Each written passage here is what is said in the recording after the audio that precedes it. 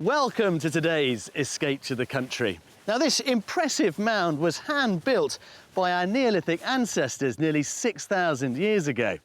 But in describing this unique range of monuments, archaeologists have in part named them after the region we're exploring today. So, where are we and what's this all about? Well, join me in just a few moments and I'll tell you.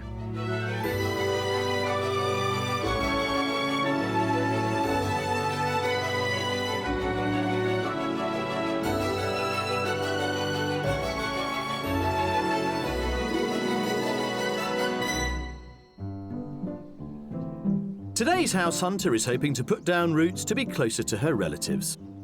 And it's a big family. How are we going to fit 14 though? Not sure. But I have a job giving her everything she wants. I'm working very hard to try and make this house work for you. I think it's gorgeous. Yes, Come on. Yes, it is. It's lovely. Well, today we are in the Cotswolds, and this is the impressive Bellasnap chambered long barrow. It's one of a series of very distinct Neolithic burial mounds known collectively as the Cotswolds Seven Tombs. Now, it's thought it was built about 3,800 BC. And excavations here back in the 19th and 20th centuries revealed the remains of up to 40 individuals tucked away in these little chambers buried deep within the mound itself. Now, of course, it was built to commemorate the dead, but also to dominate this astonishing landscape.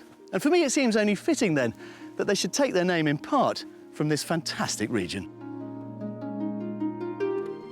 The range of hills known as the Cotswolds is an area of outstanding natural beauty that lies largely within the counties of Gloucestershire and Oxfordshire. There can be few other regions in the UK more defined by its geology. The key to the area's beauty lies a foot or so below the soil, a bedrock of Jurassic limestone. The rock's durability makes it an excellent building material, and it comes in a variety of colours depending on the iron content. Villages in the north, such as Stanton, are built in stone with a more golden brown hue than those in the south, which are lighter. The region's rich architecture is a legacy of the medieval wool trade, and the picturesque image of rows of clothworkers' cottages has come to characterise the Cotswolds, with their thick stone-slated roofs, dormer windows, high gables and tall chimney stacks. Many of the older houses are protected, and the village of Bourton-on-the-Water boasts over 100 listed buildings. Architectural style has varied little over the centuries, and even today new properties have to follow a strict design code, which is why the Cotswolds is sometimes described as a place where time stands still. Now, of course, the Cotswolds have been popular for decades for many people wishing to escape to the country. So popular, in fact, that your average detached property here could set you back as much as £500,000. And to put that in context, that's double, yes, double the national average. But of course, as a region, it's made up of bits of 6 different counties, so there is plenty of variation across the piece. So whatever your budget, don't be put off by the numbers. There will be something here to suit you. So what is it about this region that has captured the heart of today's buyer? Christine has already made a partial move to the country. 3 years ago, she rented out her St Albans home in Hertfordshire and bought a caravan. She's currently trying out different areas, staying in various campsites in and around the Cotswolds. Lending her advice on the house hunt is eldest daughter Laura, who is also hoping to move to the area, and it's the pull of the family that's driving Christine's desire for bricks and mortar in this part of the world. When I lived in St Albans, and we had this wonderful plan that we were all going to move to the Cotswolds together one day, and Laura made the move first. She came up here, and I decided rather than sitting at home and being a miserable grandma, I was going to have a granny year out. So I bought myself a caravan, rented out my house for 1 year, and came travelling. But that was nearly 3 years ago, and I still haven't found a house. Christine's St Albans house is now under offer, and the time is right to make a permanent break with the past. I've lived in St Albans since 1978. My husband and I moved there and bought a lovely big old Edwardian house. But unfortunately, he became very ill, and we downsized to my current house. Now that the girls have moved away and my son doesn't live there anymore, it's time for me to move somewhere where I'm going to enjoy. Widowed 4 years ago, retired voluntary worker Christine wants to spend as much time as possible with her 3 children and 7 grandchildren. Mum's really caring, and she wants the best for us as her 3 children, and the grandchildren are a huge part of her life. And 3 years of moving around has confirmed Christine's love of the Cotswolds. What I really love is the beautiful countryside, the way of life. Nobody hoots at you with cars. I like the people, but it's the countryside that's the thing. It's beautiful. But as well as spending time with the family, Christine has a business plan. Mum's always run a B&B from when I can remember, really. We used to live in a big house in St Albans. I'd like to continue doing that in a better way. I'd like to try and aim for a 5-star bed and breakfast. And when she's not running the B&B and looking after the grandchildren, Christine hopes to have some spare time to indulge her other interests. I've joined an art class since I've been here, and I've really enjoyed that. I would like to join a local choir, and I do a lot of work for my church, which I'm very involved in. So after living a nomadic life for the last 3 years, Christine is looking forward to settling down in a permanent home. I like having a house full of people, and especially love having my family together. My son's quite keen for me to stop travelling. He'd be happy. I think they'd all be happy, and they know that this is going to be a new start for me. Our buyer would like us to concentrate her Cotswold property search to the east of Chipping Campden, which is where daughter Laura is hoping to move to. But Christine has already seen 20 properties, so we're going to cast the net a little bit wider in an effort to find everything she wants. I met up with her and Laura in the Cotswolds to go over the finer details of the move. Well, Christine, welcome to your escape to the country. Thank you. How are we feeling, Laura? Good, excited. Now, you are representing the rest of the family. I am. Your other siblings, Peter and Sarah. Yes, big responsibility. So you're here to guide your mother through the process. I am, yes, I'm going to try anyway. Now, I often advise people to get to know an area, get a real feel for it, but you have taken that to its extreme, Christine, because you've been travelling around in your caravan. I have for nearly 3 years. 3 years! Now, give us an idea of where you've alighted upon on your travels. Well, I originally was looking in the Cotswolds in the Broadway area, which I love, but I've discovered Chipping Campden, and to the east of Chipping Campden is a very nice area. It's not too far from my other daughter and son-in-law. Just give us an idea of the sort of property that you have in mind, having done all this exploration. What would it ideally comprise? Well, ideally, I would like it to be a traditional or a Cotswold property. I need 3 bedrooms at least. Yeah. I'd like to open a nice bed and breakfast guest house. What do you think would really suit your mum? I do think the location's really important, the facilities, some sort of garden. Now, you've got £475,000, but you could stretch that to £500,000 if it's perfect. Yes, yes. OK. I know that's quite a tall order in this part of the world. Well, it can be. I mean, this is hugely popular. I mean, the Yes. prices in the Cotswolds can make your eyes water. Yes. But you are clearly determined, you know, to make the Cotswolds your home. Yes. And we are equally determined to find you Thank a you. property in which to do it. We've got to get you out of that caravan. Please. Let's see what we can find you. Come on, Thank follow you. me. Thank you. For a maximum budget of £500,000, Christine is after an older, traditional property with bundles of character. She'd like at least 3 bedrooms in order to run a bed and breakfast business. Location is key, and she wants to be close to amenities and a community. But we may have a job on our hands, as despite viewing many properties, none of them have been quite right for our buyer. We've chosen 3 delightful homes to view here in the Cotswolds, which will hopefully tempt Christine and get the nod of approval from Laura. They'll only learn the price tag once we've toured the house. Our mystery offering will challenge Christine on location, but could give her the space to fulfil her dreams.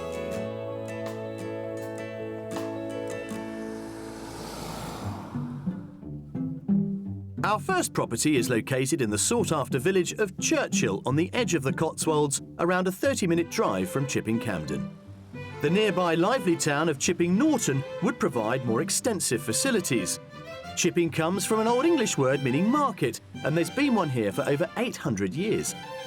Many of the buildings around the marketplace were rebuilt in the 18th century, and the town features some fine Georgian architecture. The village of Churchill is a 10-minute drive away, and our first house is situated a short walk from the parish church. Well, ladies, here we are, property number 1, in the heart of the village of Churchill, and that's what I want you to look at. Now, how do you feel about the idea of a semi? I'm quite happy with the semi. I lived in a large semi for many years. I mean, it is going to be bigger than the caravan. Indeed, yes. Yes. Which is the good news. But in a way, what you see here belies the truth, because it's a bit more interesting and a bit more quirky Good. around the back, and it sort of explains a bit more of it if we look at it from the other side before we go in. OK. The village is lovely. Follow me, let's have a look around here then. So to give you more of the geography, you've got this little courtyard here with your immediate neighbours. But if you turn around, this is the back of the property, and the whole thing's arranged over 3 floors, so you've got quite a bit of space, even though, as I say, it is a semi. But it also comes with that little studio. Oh. Which That's is unusual. Yeah, it's very unusual, quite Yes. quirky. Yes. You also get that garage there, which is quite handy Oh, I see. for a bit of storage. Yes. What you do with that, I'm going to let you decide later on. Once we've Okay. talked about the price, you can explore that on your own. OK. But for now, I think, let's get on with the main event and the property. All right. And see if it's got all that character and fun that you're looking for. OK. Thank you. There's much more than meets the eye to this wonderfully distinctive Grade 2 listed cottage built of Cotswold stone, giving Christine potential to develop the bed and breakfast business. Come in, ladies. Let's start with the kitchen. Thank you. Why not? OK. What do you think, Laura? Nice, little, small, maybe. Yeah. You see, I'm relying on the caravan as my benchmark. I love this house because I think it's got height to it, which is really nice for a cottage. Yeah. Yes. Lots of light because of these great big picture windows everywhere. Beams, the Yes. range, the freestanding kitchen and so forth. And I like the aspect that the kitchen faces the front of the house. Yeah. I like the style of it. Yeah. But of course, it depends on where the guests will be eating.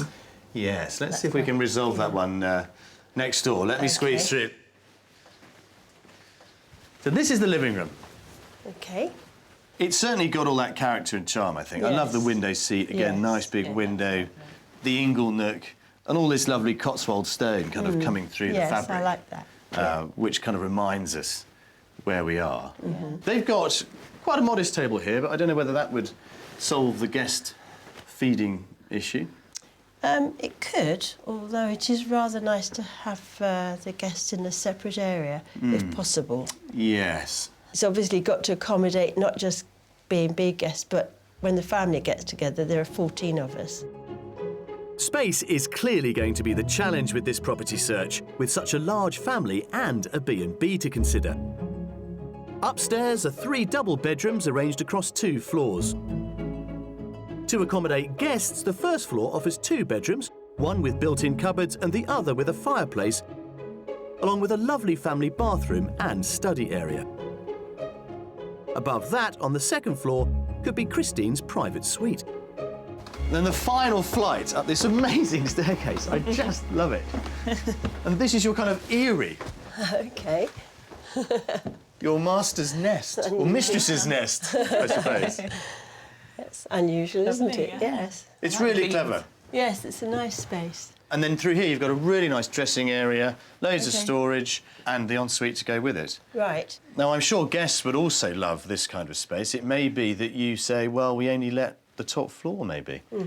And you keep downstairs and the family bathroom to yourself. I don't know. Yes.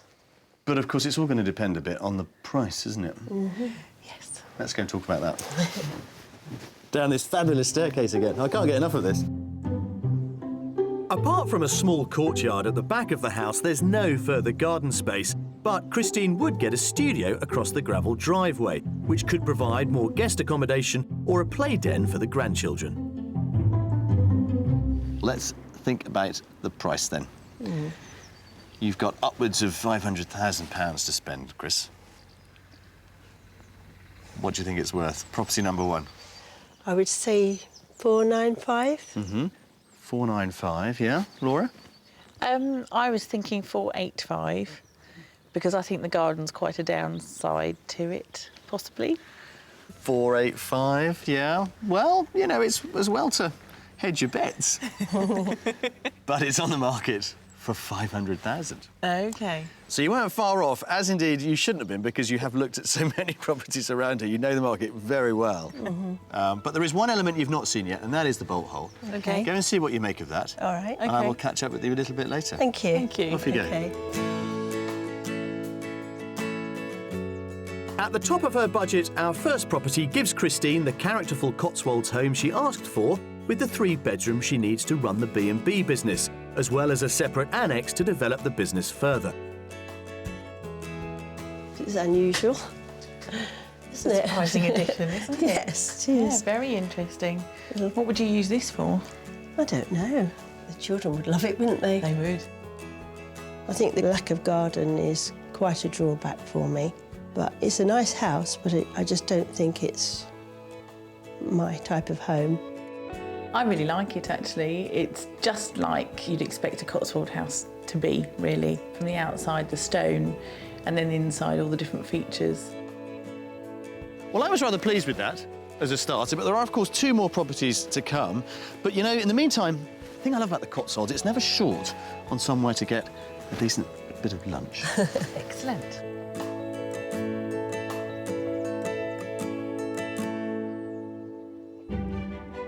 The story of the Cotswolds is one of sheep and stone. In the medieval period, the riches generated from the wool trade led to the growth of towns and villages built from the honey-coloured limestone they sit upon. In the south of the region lies the attractive village of Filkin, where the Cotswold woolen weavers were established in 1982 to revive the local practice of traditional cloth weaving. With her love of art and crafts, we arranged for Christine and Laura to visit the design studio and museum to discover more about the wool heritage of the area. They're meeting local historian and museum owner, Richard Martin. We've been here 30 years. The building has been here for about 300 years. But really the story of sheep and what we do here started when the Romans came to England 2,000 years ago, because they came from the south of Europe and they got cold when they came up this way fighting Scotsmen. And so they brought sheep with them to make clothing. And it all starts with a bit of wool. This wool, Cotswold wool, from the Cotswold sheep, was so well known that they used to say that half the wealth of England rides on the back of the sheep. It was in the medieval period that Cotswold sheep farming became the heart of the English wool trade with Europe. It was highly prized, in fact so prized that the Cotswold sheep was known as the Cotswold lion because it was so important to the economy of England. The Cotswold sheep also has a sort of top knot, a bit like a lion across its face, and that accentuated the lioness look of it. In the 18th century, farmers used to paint their sheep with yellow ochre in order that they looked like lions in the market and would actually increase their price.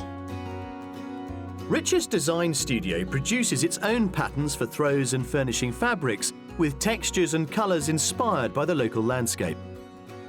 This Gloucestershire check here, this we've made to try and reflect the area. The green for the Cotswolds and the red for the royal connections. Prince Charles lives in Tetbury. The blue for the River Severn that dominates the county. The yellow, the ochre for the Cotswold stone. Because it's tightly woven, the soft Cotswold cloth is ideal for upholstery. Christine and Laura are meeting Trish Poole to try their hand at renovating a period chair using a covering of the homegrown fabric. This is going back in time for me because my father was an upholsterer, so this all looks very familiar. Good, well, I'm sure it'll all come flooding back to you. The first step is to give the chair a solid foundation. The webbing creates tension and a strong base. A webbing stretcher is used to strain the strips across the seat in an interlocking pattern. Now, if I can hold that for you, Yes.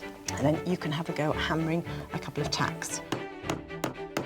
Next, a Hessian layer forms the base for the seat padding. I always use natural, traditional materials, and horsehair is part of that. The horsehair is held in place by a series of loops sewn into the Hessian layer. It goes everywhere, doesn't it? Yeah, and particularly when you are stripping the chair to start with, so you might have all sorts of dust and debris in there as well. The final steps involve placing a cotton wadding layer over the horsehair, which is held in place by a calico sheet, before the Gloucestershire check is laid across the seat to be completed at a later date. sometimes you'll see chairs where the cloth has gone completely underneath, or we might see chairs with finishes that are braided. With upholstery skills to add to her creative repertoire, Christine could start renovating her own furniture. But first we need to find her a period house to put it in. So, it's back to the property search. And for our second house, we're heading 20 minutes south of Chipping Campden to Bourton-on-the-Water, one of the Cotswolds' most popular villages. Known as the Little Venice of the Cotswolds, it sits on the banks of the River Windrush, with its chain of graceful low bridges arranged next to tree-lined greens. Regularly voted one of the prettiest villages in England, it's a tourist honeypot and an excellent location to lure guests for our buyer's planned B&B business. House 2 is situated in the heart of the village, a short walk from the main street. Now, what have we got for you here? Quite a handsome, Yes. Grade 2 listed, Right. townhouse really. Yes. Now the thinking on this one is that we know you want community and you want to be busy with people and activities and all the rest of it. Bourton has that in spades. Yes. Yes. it does. Absolutely loads of it. Societies, cafes and so forth. And it is all done. You could move in here tomorrow. Okay. Will you All right. or not? Yeah, we'll have a look. Come on then. This attractive double-fronted property has been remodelled inside, but does retain many original features. OK, come on in, Christine. Thank you. Laura, can you do the honours with the door? Now, what we've got for you are 2 reception rooms here, which we didn't have in property 1. Neither of them are massive, but, well, this is the first one, with a wood burner, as you can see. So you could potentially, if you went down the B&B route, have one for you and one for your guests. Yes. Yes. But in terms of design and sort of simplicity, I suppose, I mean, it's a Georgian building. It's 1780, this. Yes. And it's got this lovely Georgian proportions. Yes, it's just nice. Lovely fireplace. I think the kitchen is definitely Okay. a step up. Okay. Yeah? Come and have a look at so this. Good. So there's the other reception room there, a little bit bigger, all right? Okay. And then this is the kitchen and dining end. Looks nice. Yes? Bit more fitted, Yes. which I think yes, is probably yes. what you were looking Yes, for in the kitchen. Yes, that's better, yes. Certainly more space. Yeah, definitely. And maybe this, as a family area, may compensate for the size of the smaller living room. How are we going to fit 14, though? Not sure. I think, Yes. to be honest with you, Christine, it's always going to be tricky because of the area you've chosen and the budget we've got, which is not shy, let's be honest. £500,000 is pretty good in anybody's books, but it is the Cotswolds. It is a phenomenally expensive part of the world, as you know, and I think probably the reason you haven't bought yet is this struggle with trying to find something that is going to be big enough for you as an extended family when you all come together, because Mum obviously wants everybody to come to her. I do. And why not? And I guess that's probably what we're struggling with, and that's probably what we need to think a bit more about. I think I've got my work cut out. Being able to entertain the family is a big reason for this move, but I want Christine to imagine how she'd live in this house when they're not all together. Upstairs offers 4 double bedrooms arranged over 2 floors. The top level has 2 bedrooms built into the eaves, and the first floor features a good-sized double and a very generous family bathroom, which I'd set aside for guest accommodation. Plus, there's the master. And finally, your bit, which, like Property 1, actually has a very nice ensuite. So up here we've got you 4 bedrooms, 1 more than Property 1. I'm working very hard to try and make this house work for you. I can see it's struggling, Yes. as far as you're concerned. Laura, what do you think? I love the house. The location's great for the centre of the village. Yeah, it's a lovely 4-bedroom townhouse. It is. With also a very nice little courtyard garden, to which we should repair and talk about the price, because it's the last card I've got to play. Okay. Is the price. Maybe that'll persuade you, who knows? Okay. The outside space includes the large lawn at the front of the property, and at the rear there's a garden store, as well as a sunny courtyard ideal for entertaining. OK, let's talk about the price then. Laura, you can go first on this one. Oh, gosh. Yes. So where are we on this one then? I'd say probably about 480 480, yeah. because of the location. Yeah. Yes, I was going to say something similar. 485. 485. I mean, Bourton is a huge draw, and you are right to think like this, but here's another reason as to why we're here. It's on the market for £449,950. So 50 quid short of 450. Surprising, yes. Yeah. Is it good surprising? Yes, Yes. it's a lovely house, and you say it's Grade 2 listed, and it's got nice proportions. And it's all done. You don't need to do anything to it. Yes. Amazing. Boughton is lovely. It's the first place I looked at, but my granddaughter's going to school in Chipping Campden, and I want to help with school runs. Chipping Campden's quite a long way from here. I didn't know about the school runs. Well, look, you're not getting away with it that easily. We're going to make you come and have another look around. Go on, after you. Let's see if we can't sell it to you. Thank you. One more time. We've got to keep up the pressure. £50,000 below Christine's maximum budget, on paper, our second property gives her everything she's asked for. A character house with one more bedroom than required, plenty of room to run a B&B business, and all located in a busy Cotswolds village. But it's a 20-minute drive from Chipping Campden, and it seems that might be too far. The location is great from the community point of view. However, being that bit further away from Mum's focus of Chipping Campden might be a bit of an issue. The inside doesn't really work for me because the rooms themselves, whilst they're in lovely proportions, are quite small. And I'm considering my whole family when I'm considering buying a house, as well as bed and breakfast, and there are a lot of us. A useful day, but no clear winner yet. No, yet. not yet. So we've got one more to go. Okay. And tomorrow, as they say, is another day. Come on.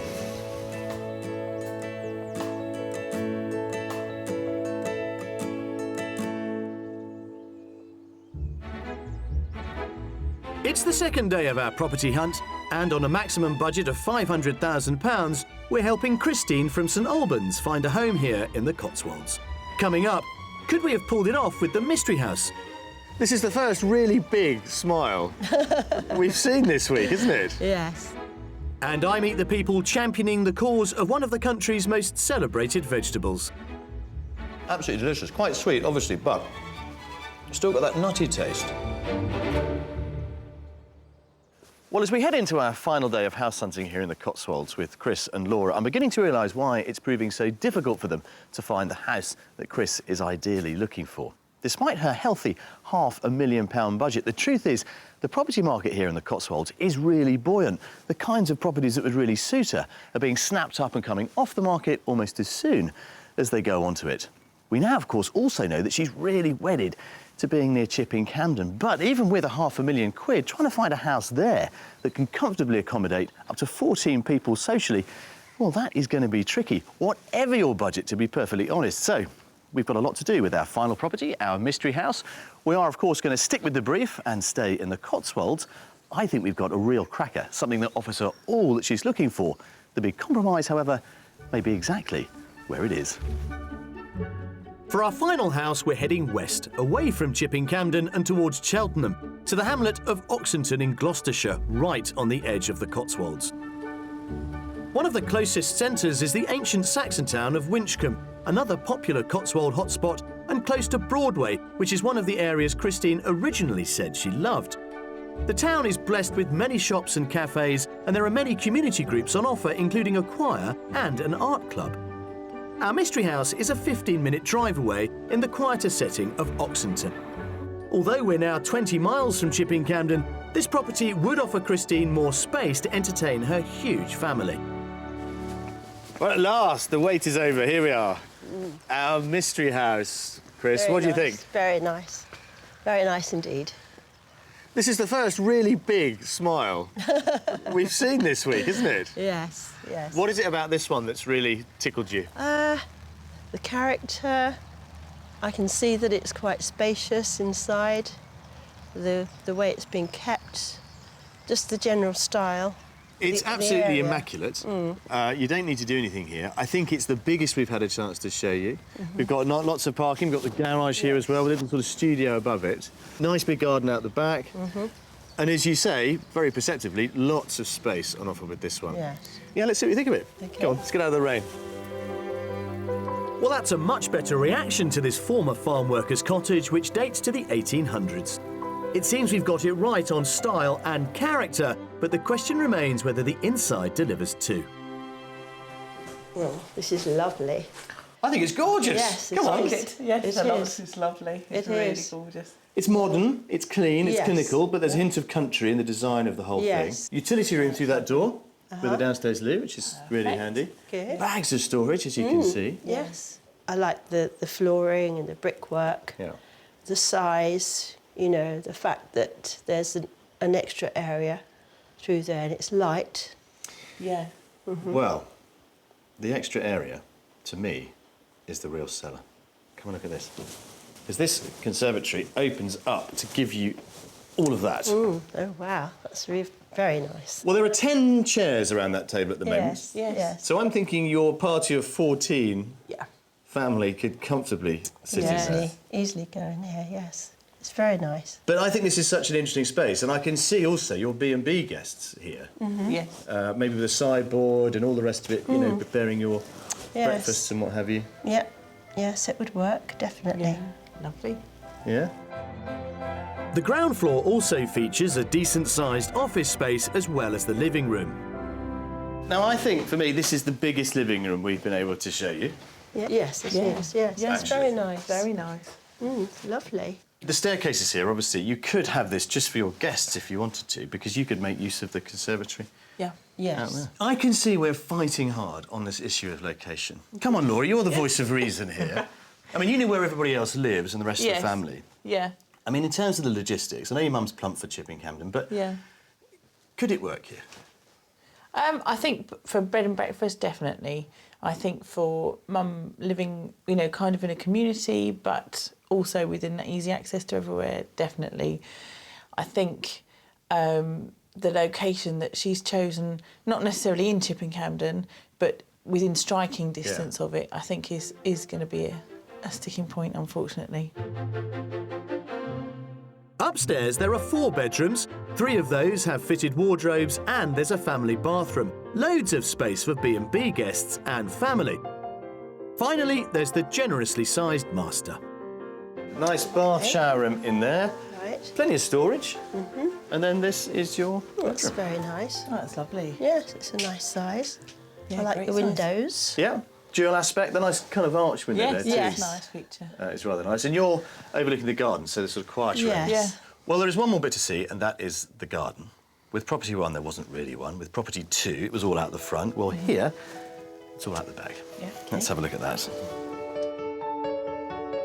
The garden is manageable, mainly laid to lawn, but with a paved area for outside entertaining. Well, I was going to take you into the garden, but as it's still chucking it down with rain, I thought we might as well do it from here because, A, it makes sense to see why this room works so well in terms of allowing you to enjoy the garden, even when the weather's bad, but also, to be frank, what you see is what you get. It is the biggest garden we've been able to show you, Yes. Chris, so would it be enough? Yes, it would actually. So, we've reached that moment, haven't we? The final price guess. What's our mystery house on the market for? Well, I think because of the proximity to Cheltenham, it's a lovely house, nothing to do. I would go for 530. 530, yeah, Laura? That's a bit higher than I think. I would say about 499, 495. You're not far off, madam, actually. To be fair to you, it is 499,950. Good. Well done. So there is some good news here, Chris. It's not over budget. No. All right, it is very much at the top end of your budget, but to be frank, nothing needs doing. Where does it leave us now, then? I know what you're going to say. I'm hoping you're not going to say it. I won't say it then. All right, then. Location. That's what she's thinking. Location. We've got a bit more time. Let's give you a chance to explore it a little further. OK, Go on, thank you. Off you go. Just under Christine's maximum budget, our mystery house is a period country cottage and offers a large open-plan living area, easily enough space for 14 around the table, and 4 bedrooms, more than enough for B&B guests. I think this house is perfect for me. It's beautiful. It's exactly the style that I like. The kitchen's a really good size as well as decorated as I would do it. I wouldn't have any problem here seating the family. There's plenty of room and versatility to do that. I'm sorry to say that before I'd seen the property, when I realised where it was, the butt had already kicked in. After you. Thank you. After you, Laura. Thank you. Well, that's it. House tours are over. Yes. I am clutching to a degree of optimism that we have given you some ideas and pointers as to what happens in the future. And I think all of the properties we've offered have given you something to think about. Yeah, definitely. Should we go and mull it all over and have a chat? Yes. Come on.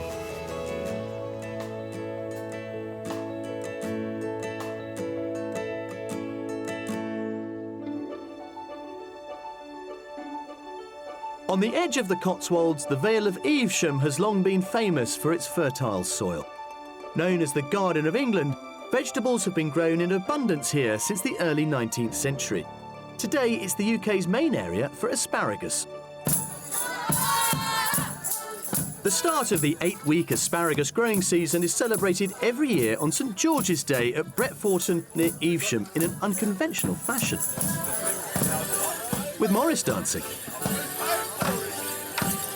Gus the asparagus man, and an asparagus fortune teller, as well as St George himself, of course. But once the fun is over, it's down to the serious business of harvesting the crop. I'm meeting asparagus grower Darren Hedger. Well, this is a part of the world that's passionate about its asparagus, Darren, but what is it about the region that makes this crop work so well here? Well, we're lucky. We've got sort of light, loamy soil, and we've got good drainage as well, which makes it ideal growing conditions for asparagus in this area. Now, you've got some there in your hand, lovely fresh asparagus. It's a strange-looking plant, isn't it? What family does it come from? So it originates from the lily family, an ideal sort of thing to eat raw if you were so inclined as well. So I could just bite into that? Yes. Which end first? This end first. This end first. And see what you think. Including all of that bit? Yep. I've never done that, strangely. Give it a go. The whole lot? So you should be getting a distinctive taste from that. Initial taste is very nutty, strangely. Yeah, very nutty. It's a flavour of fresh peas. Yes. Tastes Yeah. completely different when it's cooked. Very, very healthy vegetable to eat. So apart from sort of the odd side effect. The smell of your pea, one might say. That's correct. Yes. That's correct. But you know what? I think it's worth it for the taste. Good. Oh. Glad you enjoyed it. Aside from the after smell, asparagus is low in calories and one of the richest sources of iron, which helps boost the immune system. It's also packed full of fibre and potassium, as well as vitamin A and folic acid, all believed to play a role in the fight against cancer and heart disease. Although it can be eaten raw, boiled or steamed asparagus is what we know best. But one local advocate, Sarah Stewart, is rethinking how we use the vegetable to champion its cause and put it firmly on the food map. Now, we've got a fantastic selection of asparagus dishes in front of us. I suppose the most familiar to most of us would be the steamed asparagus there with the hollandaise sauce. That's how most of us would use it, I guess as something of a sort of side dish, actually, but you're putting it front and centre of your recipes, aren't you? That's right, but to give it a point of difference and almost to get the brand across, we thought it would be a great idea to be able to offer an asparagus menu so you could have a starter, a main course and something sweet. And then the idea of an asparagus cream tea came about, so that's what we did. Asparagus jam, asparagus scones, and you might like to try a bit of this. My day is just getting better and better, I can tell you. I'm going to just try it without any accompaniment, cream. just to see. Gosh, that's delicious. Almost a spinachy taste. Now try the jam.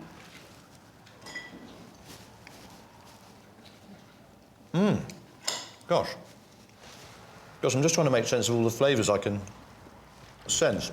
Mint, definitely. Yeah, there's mint in there. Ah. Mint, lime, gooseberry, but obviously the overall flavour is asparagus. And what new recipes are you planning for this year and next? Asparagus shots is something we've got. Apparently, asparagus is a great hangover cure. Really? So we're thinking if we can bottle and sell asparagus shots as the perfect morning after hair of the dog, we're onto a winner. I think you could tempt everybody in the country with that, especially around Christmas time. Yes, absolutely. But in the meantime, I'll settle for some more cream tea. This is absolutely delicious. Sarah, thank you very much indeed. My pleasure. And here's to asparagus. It's fascinating to see how a humble vegetable can be used in so many different ways, adding a new dimension to eating your greens. Well, at this point in the process, we normally set out to find which of our houses, if any, our buyers are going to go for. But on this occasion, I think it's the if any that's the real question. So, let's go and find the girls. Well, this is a happy little gathering, I hope. So, we have added 3 properties, Chris, to the many that you've seen over your recent travels. Has it helped at all? Yes, well, I like the exposed stone of the Cotswold properties and the lovely wooden floors. I like the lightness of the third property. The kitchen was very nicely done.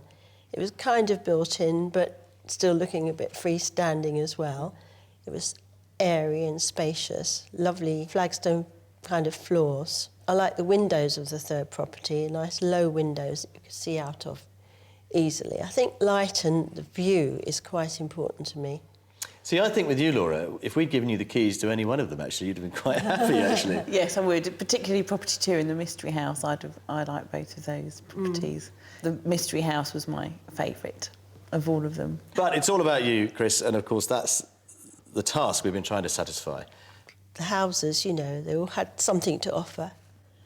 But I am pretty set on the kind of location where I want to be, really, in terms of family. It is a tall order. I'm not making excuses, but I think we have joined you in your frustration at how difficult it is proving to find the right place, but only time will tell, I suspect. So, the search goes on. It does.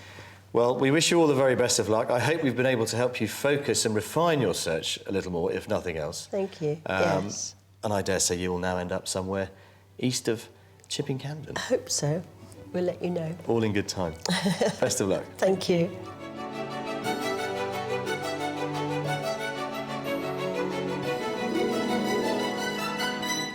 Well, there is no getting away from it. This week has, I think for all of us, been pretty frustrating. But one thing we have learnt, for Chris, her new home really is all about location. But for her to get it in such a specific part of the Cotswolds, well, it's going to be all about timing, being in the right place at the right time. And in many ways, I think the rather splendid surroundings of Dumbleton Hall illustrate that perfectly. Since it was built back in the 1830s, it's been bought and sold many times. But if Chris had found herself here in 1875, she could have bought the whole lot and the estate for £180,000. Just think how far her £500,000 would have gone way back then.